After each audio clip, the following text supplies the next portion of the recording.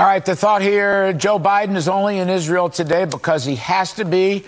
Joining me is Texas Senator Ted Cruz, great friend. Senator Cruz, I want you to hear what our great friend Marsha Blackburn said on this show last night and then get you to weigh in on it. Please take a listen. It appears that what he's doing is going to Israel because he feels like he has to. But you look at the manner in which he has chosen to go to Israel.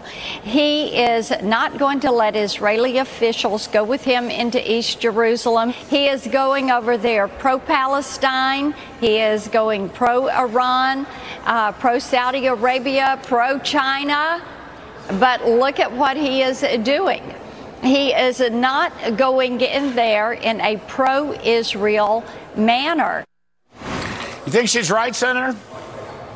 You know, I do. It really is striking that Biden on this trip is having to go to Israel and Saudi Arabia because his policies of the last year and a half has done so much to alienate our friends that he's desperately trying to repair those relationships. Biden has nominated anti-Israel officials in his administration, has consistently undermined our Israeli allies.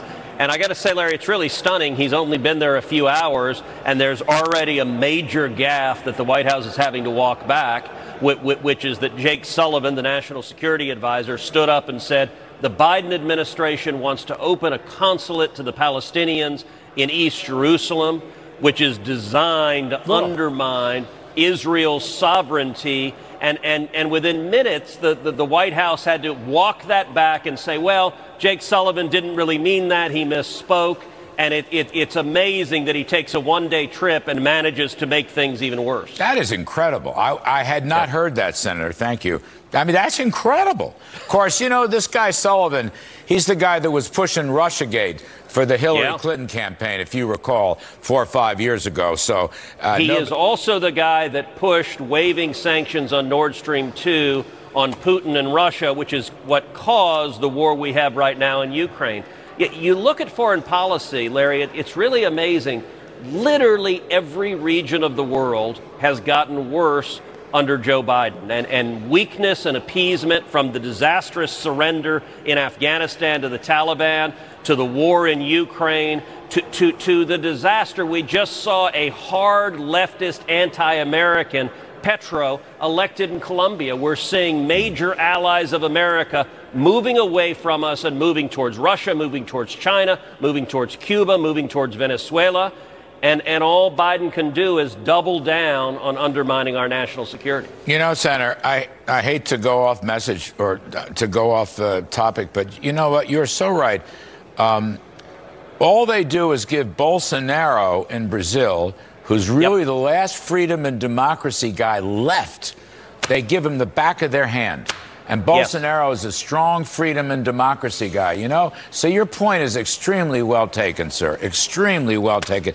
Well, you know, Larry, there's a reason for that, which is the way this White House thinks about foreign policy. They think about it all through the lens of domestic politics, and they divide countries into red countries and blue countries. And red countries are defined by those that want to be friends with America, and particularly those that were friendly with Trump. And the Biden administration hates them. And then blue countries are countries like China, like Iran, like Venezuela, who hate America. So the red countries, Bolsonaro, you've got the largest country in Latin America, very pro-America. The Biden White House wants to undermine them. You've got India, the largest democracy in the world, very pro-America, making a pivot towards America. Biden wants to undermine them. You've got Israel, a relationship that is foundational. Biden wants to undermine them. You've got the United Kingdom, a special relationship we've had where Biden wants to undermine them and, in fact, work to say he doesn't want to see a free trade agreement with the United Kingdom. It's consistently, if you are a friend of America, the Biden White House treat you with hostility. It's exactly backwards. Yeah, they'd rather do business with Iran. You're right. Yeah. Senator, let's come home for a moment. A disastrous inflation report today. To me, it's unimaginable that anybody would want to raise spending and taxing another $1 trillion after a report like today, which, senators, you probably know, today's report shows inflation is accelerating and broadening.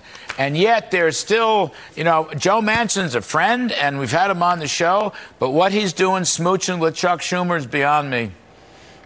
Look, the Democrats are big government, tax and spend and debt socialists. That's Bernie Sanders, an avowed socialist, is the chair of the Senate Budget Committee. Joe Biden's top economic priority continues to be passing Biden's Build Back Broke plan.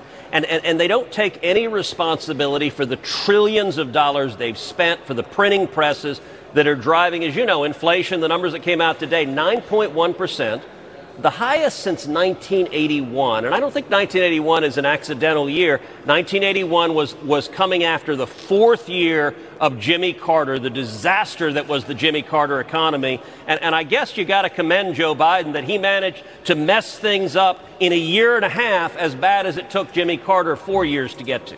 Yes, afraid so. But do you have any insight? I mean, this reconciliation bill, I mean, if the spending will accelerate the inflation, the tax hikes will deepen the recession. I mean, I don't understand the logic of this. There is no logic. I mean, it literally lacks economics 101. These people are zealots. They're ideologues. They believe there's no limit to the trillions of dollars they can spend. There's no limit to the trillions of dollars of money they can print. They believe there's no limit to the taxes they can raise. They have no understanding, not even of subtle macroeconomics. They don't understand Econ 101. Listen, Joe Biden is a president who sent a tweet yelling at gas station owners saying, lower your prices now because, you know, a bunch of small business owners who are price takers are now suddenly the ones that are painted as the bad guys because this administration can't acknowledge their own policies. The relentless assault on U.S. energy production is the direct cause of the skyrocketing gas prices. And by the way, gas prices under Joe Biden had risen 48% before Putin invaded Ukraine. So as much as he might try to blame it on Putin, this is Joe Biden's baby. He created it, and he owns it. You know, the stuff that's really picking up, the prices that are really picking up in today's report are non-energy prices and actually non-food prices. In other words, this thing is broadening and deepening. So if we don't get some supply side help, I don't know, the Fed's going to push us into a recession. We're probably already in one. Senator, you're going down, I'm told you're going down with a group to the border to have a look at that catastrophe also? So I am. Tomorrow I'm taking a group of senators down to our southern border, the Rio Grande Valley. You may remember last year I took 19 senators down there. We toured the border. I've been there many, many times. It is worse than it has ever been in my lifetime. It's worse than I've ever seen it. It is utter chaos. We've got 2.6 million people that have crossed illegally under Joe Biden, the highest rate in 62 years.